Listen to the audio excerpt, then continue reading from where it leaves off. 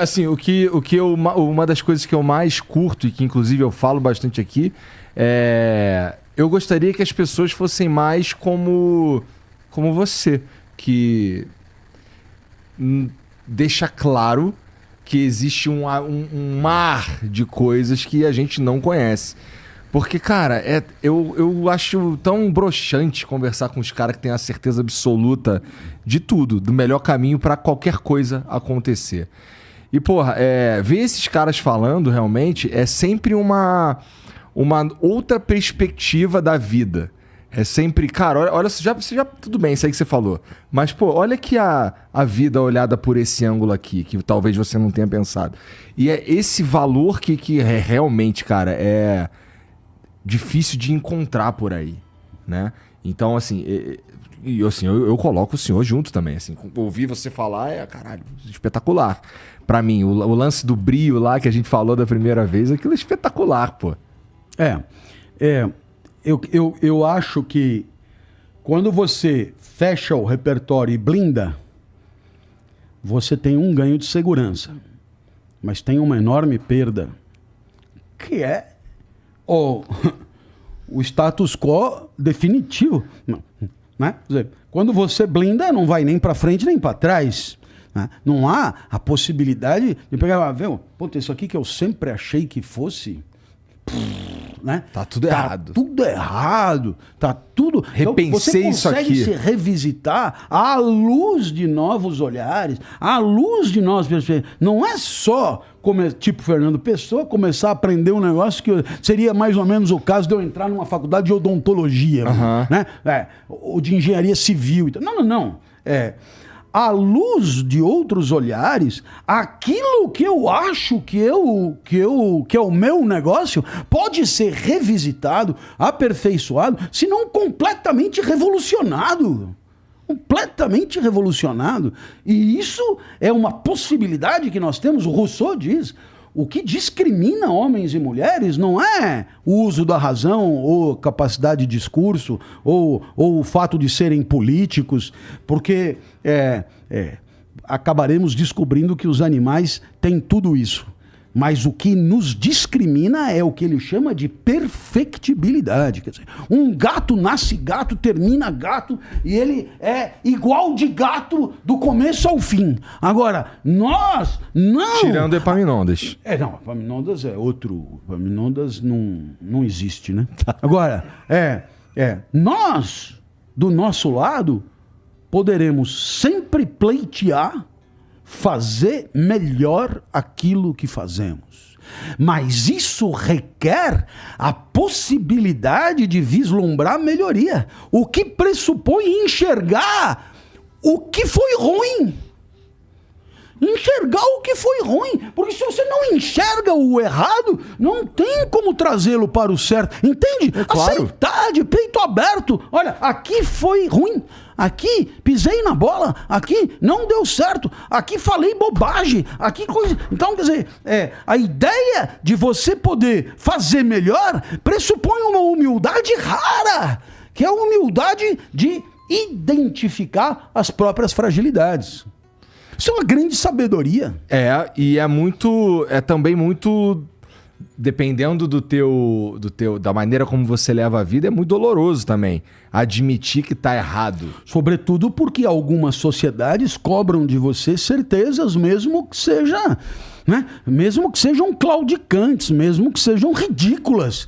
Mas, né, o que assertividade, isso aí, diga 3, 4 frases, mas diga com convicção, com certeza absoluta. Eu te diria que o treinamento para o entendimento da filosofia é mais ou menos na contramão daquilo que se ensina para fazer um exame de admissão numa empresa, um processo seletivo, né?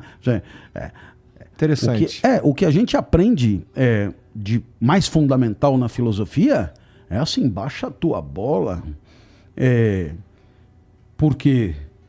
Porque você acaba de aplaudir teses opostas. Você achou que isso era do caralho, mas os dois não se bicam. Aí você, né? Os dois, na verdade, te levaram no bico, né? Os dois, fácil, né? E então, o que é que a filosofia te ensina? Primeiro, aquilo que eu disse já alguma vez em sala de aula, etc. Tal, por exemplo, o cara escreveu e você não entende nem o que ele escreveu, né? Eu falei do Kant, pega lá 2 páginas, Fundamentos da Metafísica dos Costumes, 2 páginas eu falei. Isso eu falei em aula. Pega 2 páginas. Não precisa ler o livro todo, não.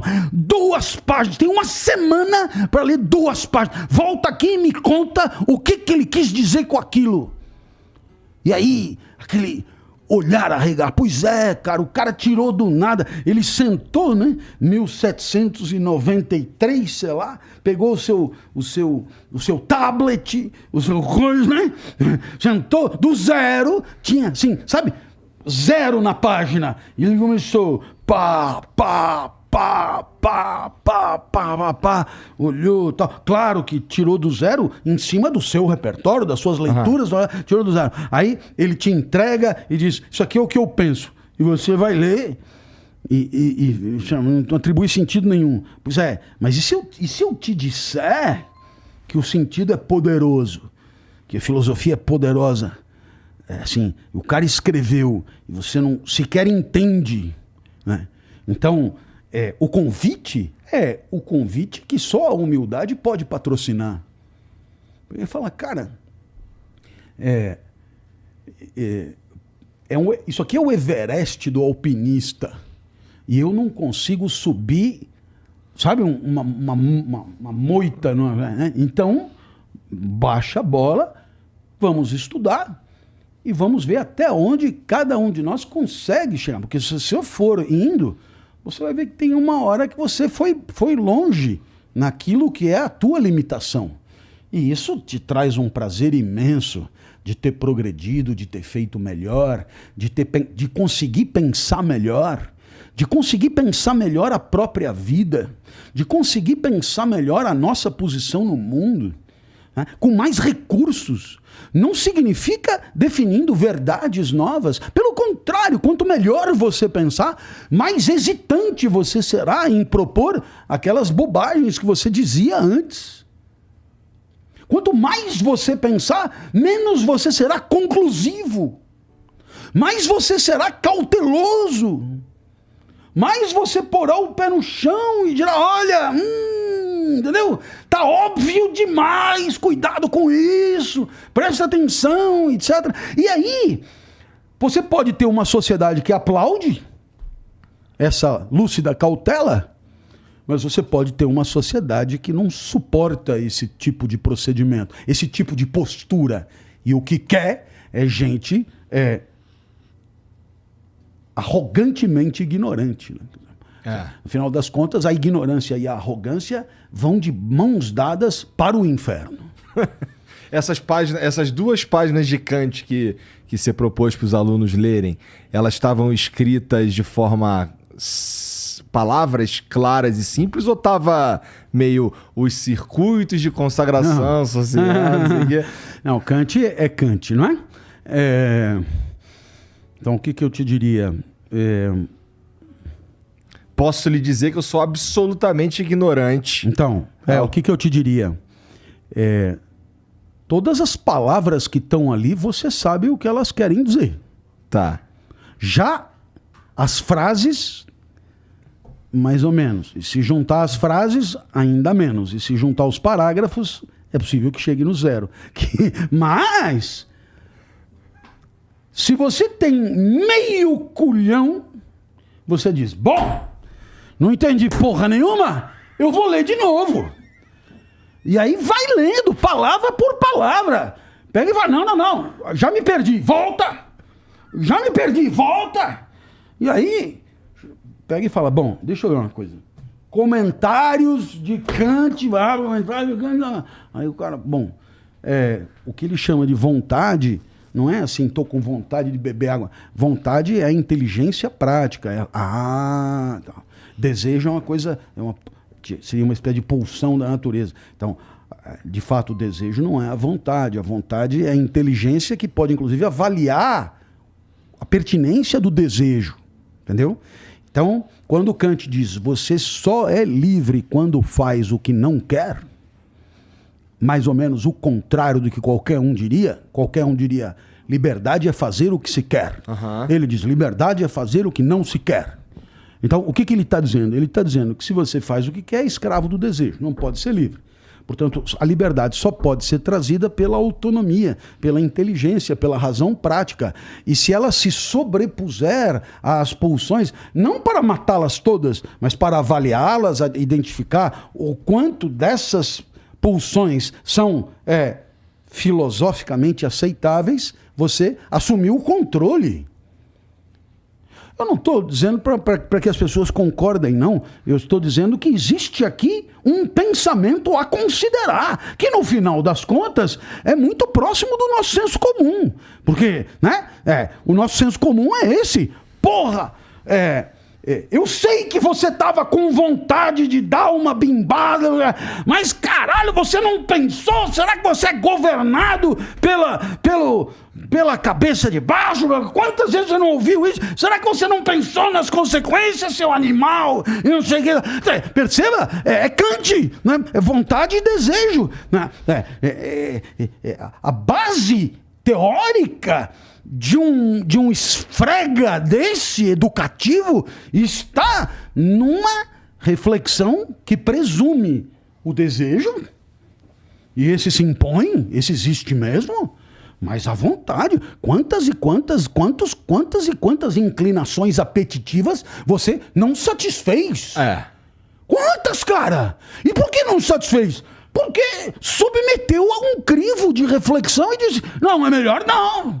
É melhor não, tá certo? Por quê? Porque isso não se faz, isso, né? Imagina se todo mundo fizer isso, que é mais ou menos o que Kant, o imperativo categórico é mais ou menos isso. Faça aquilo que todo mundo puder fazer na sua situação e não prejudicar definitivamente a humanidade. Aquilo que você presume deva ser imitado por qualquer um naquela situação específica. Então, quer dizer, existe aqui uma filosofia poderosíssima que tem que ser entendida, né? Tem que ser trabalhada, e o professor tem que se responsabilizar em mostrar a beleza de um pensamento como esse, mesmo que seja para depois ensinar um outro autor que desmente tudo isso. Que diz o contrário. Que diz o contrário, e você, professor, ensinará com o mesmo tesão um Nietzsche, dizendo que é tudo bobagem, entendeu?